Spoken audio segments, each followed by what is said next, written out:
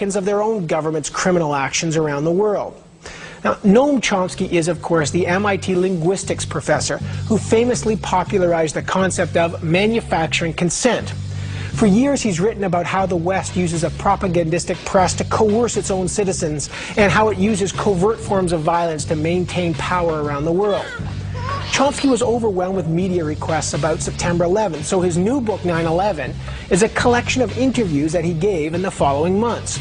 Now, interestingly, 9/11 has been a bestseller despite the fact that it's had a total lack of publicity. I met Noam Chomsky in Cambridge to talk about the post-9/11 world and how things have changed since then, but I began by asking him to explain how the war in Afghanistan is an example of how the U.S. is, in his mind, a leading terrorist state. So on October 12th, I guess, a couple of days after the bombing started, Bush publicly announced to the Afghan people that we will continue to bomb you unless your leadership turns over to us people who we suspect of carrying out crimes, although we refuse to give you any evidence. Notice that that's a textbook illustration of international terrorism. 3 weeks later, by the end of October, the war aims had changed. Admiral Boyce, the British defense minister, he informed the Afghan population that we will continue to bomb you until you change your leadership.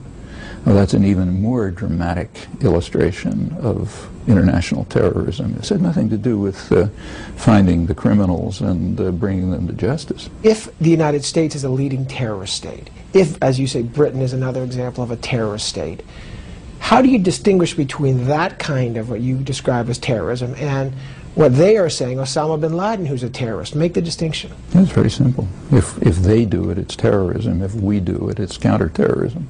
That's a historical universal.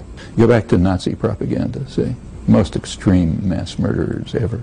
If you look at Nazi propaganda, it's exactly what they said.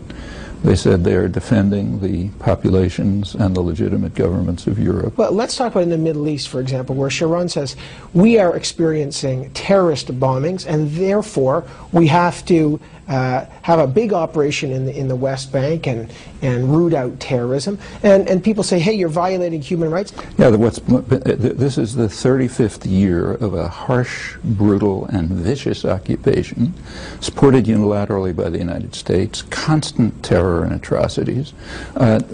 Suppose Palestinians say, well, we're under terrorist attack for 35 years, therefore we have a right to carry out suicide bombings. Which is what they say. Do you accept this? Does anybody accept it? Nobody accepts it. All right, then how come everyone accepts the Israeli claim to be doing it, which is a much weaker claim? They are the military occupiers.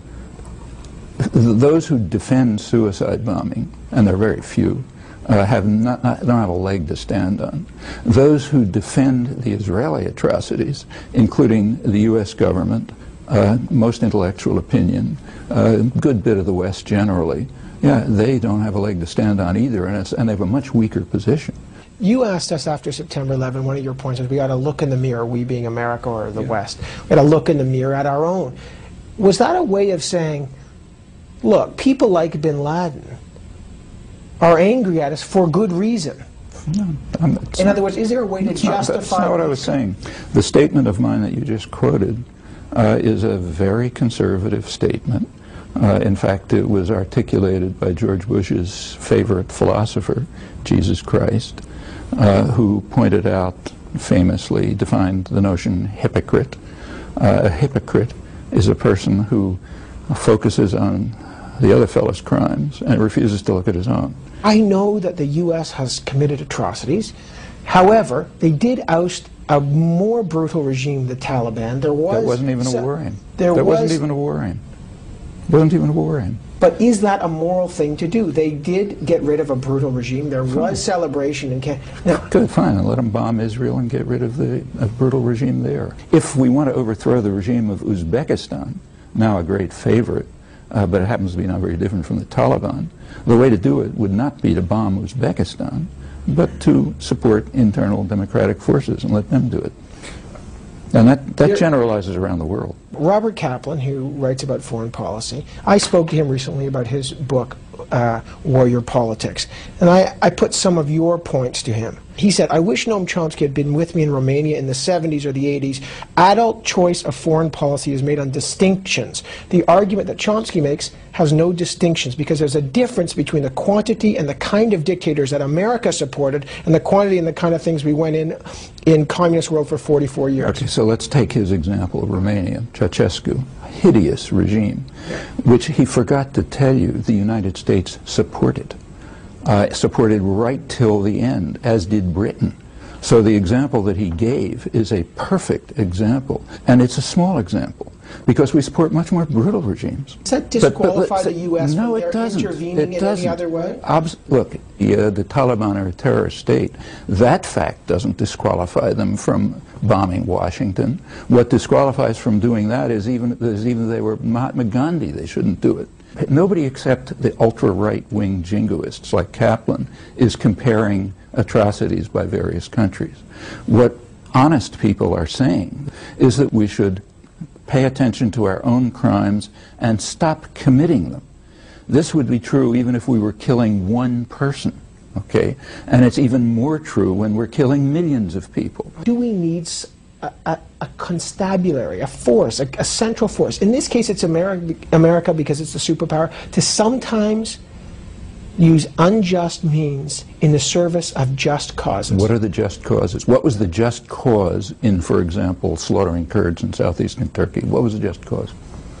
What was the just cause in supporting Suharto when he killed a couple 100,000 landless peasants in Indonesia, went on to become one of the biggest torturers in the world, and then slaughtered a third of the population of East Timor? What was the just cause? What was the just cause when we invaded South Vietnam 40 years ago, ending up killing millions of people, leaving the country devastated, they're still dying from chemical warfare? What was the just cause? Can I continue? Yeah, the just cause for people like Kaplan is we did it. Therefore, it's a just cause. You can read that in the Nazi archives, too. Of course, we've had Kaplan on, and there is a raging debate about the just cause of foreign policy. But when we come back, Noam Chomsky says that the U.S. not only blocked Mideast peace and has always done so, it actually escalates the violence. And who are the war criminals guilty? Bush, Clinton, Kennedy, Eisenhower, all of them. Come on back for more Noam Chomsky.